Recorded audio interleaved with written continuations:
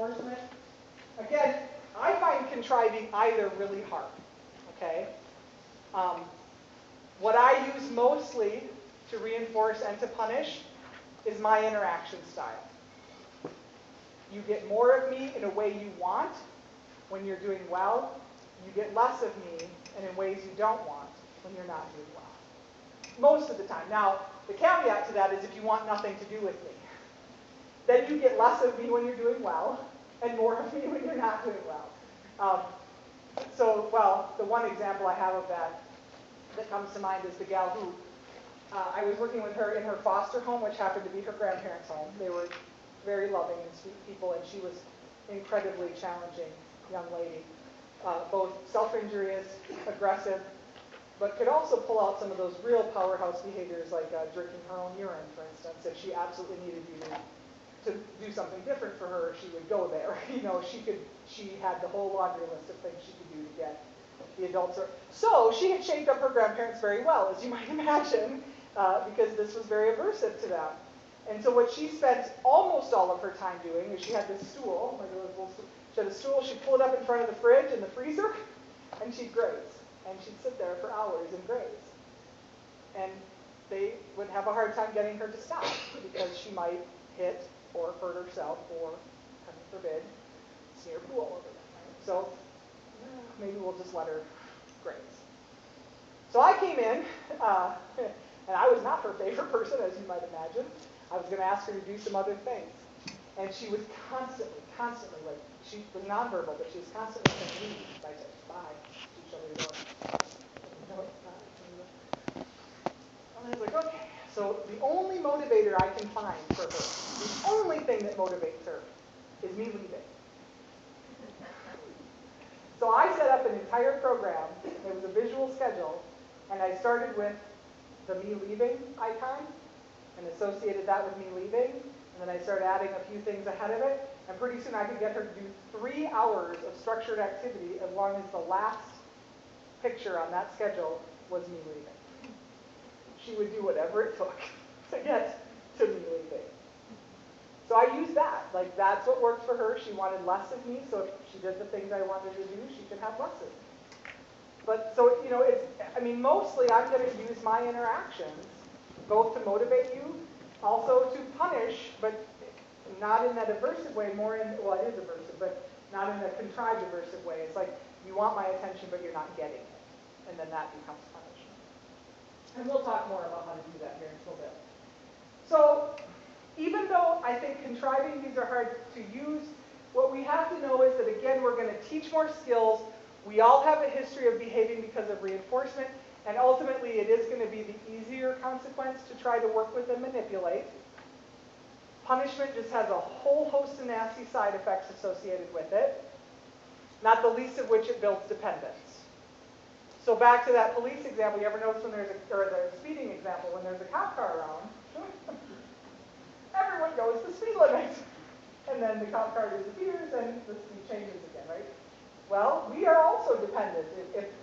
Unfortunately, you see that in our entire criminal justice system. If there's not a punisher present, people misbehave. Criminals do crime, right?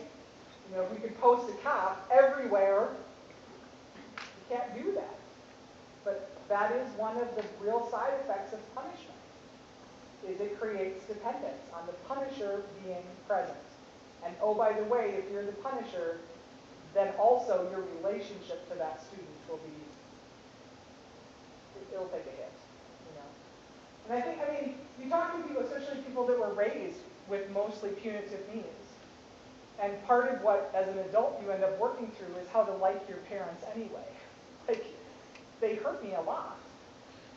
Even if it wasn't abusive, even if it never crossed that line to abuse, but all of their parenting strategies were punitive, liking that person gets really hard because they're associated with a lot of your pain and suffering.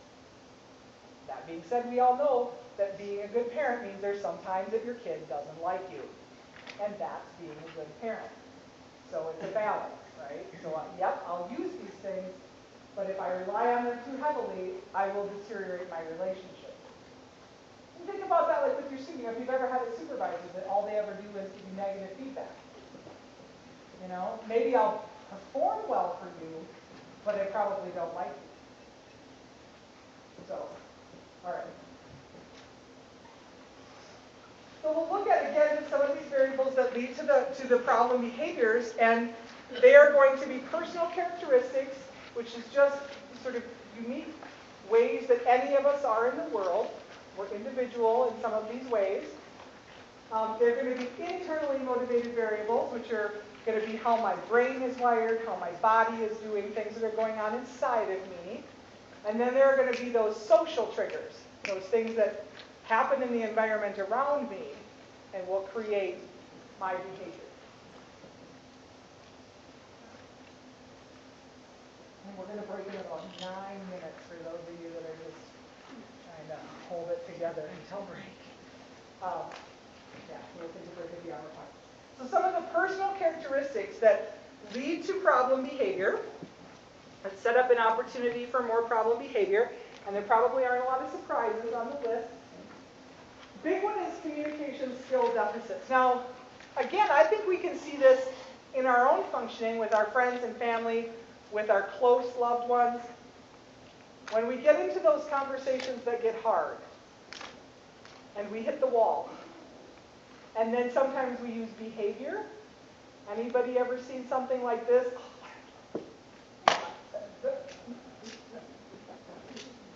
Right? Not a lot of communication there, but I'm still saying a lot with my behavior. Or this response, is everything okay? I'm fine.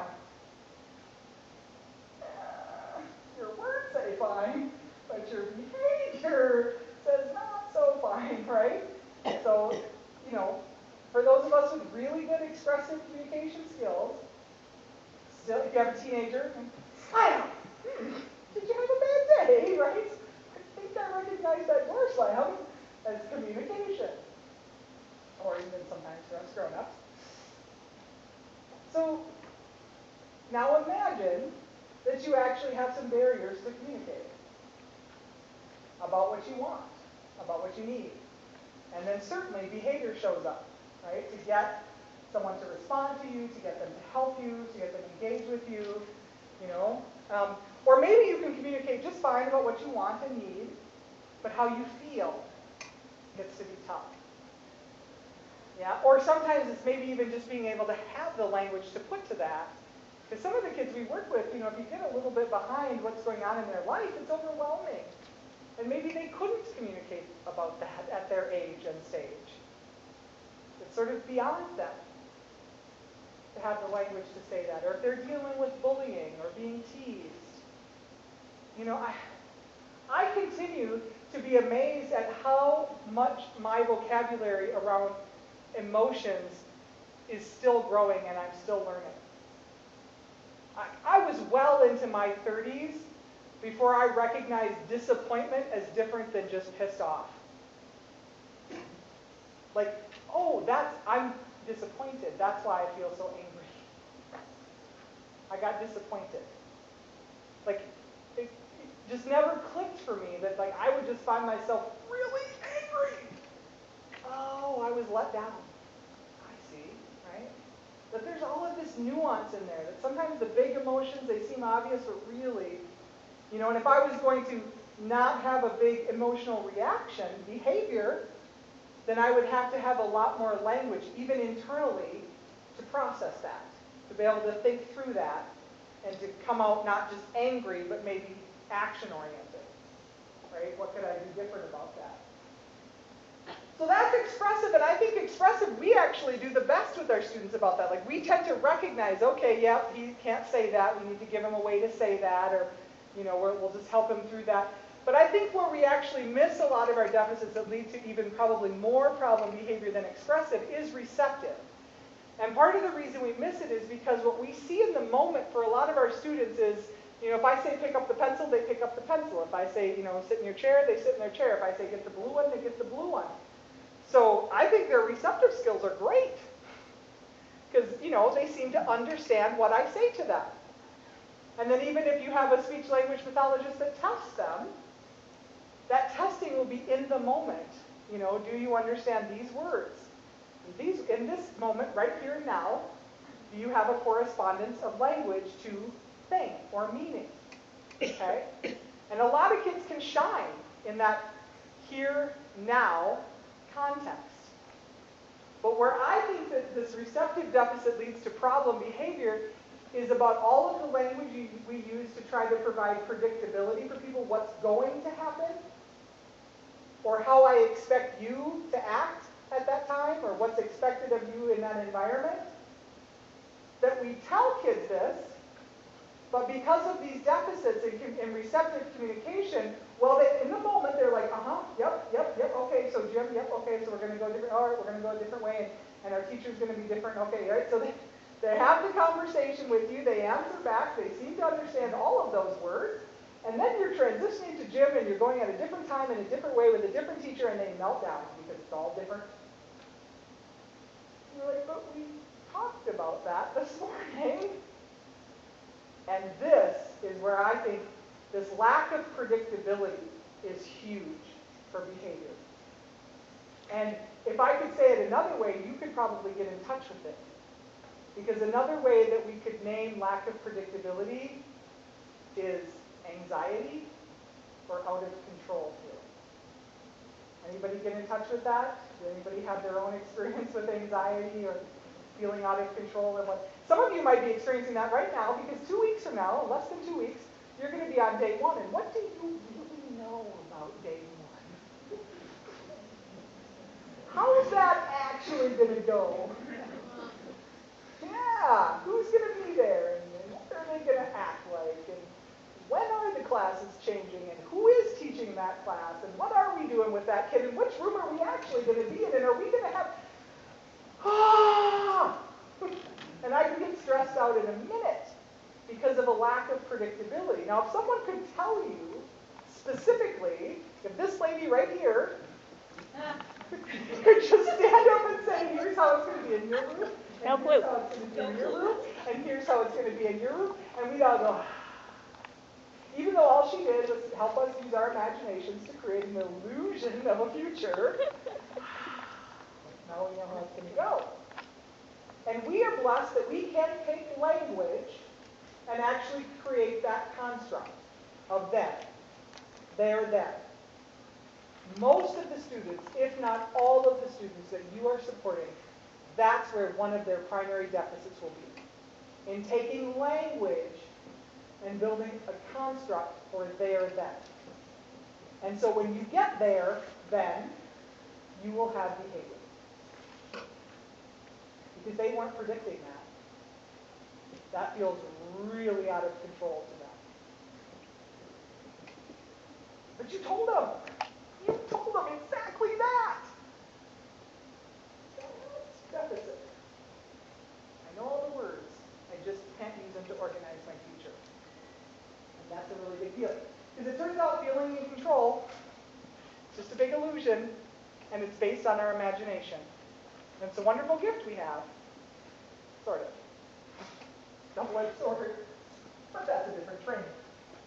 That's a mindfulness. Then you realize where your mind is actually taking you down the wrong road. Okay, so I skipped some variables.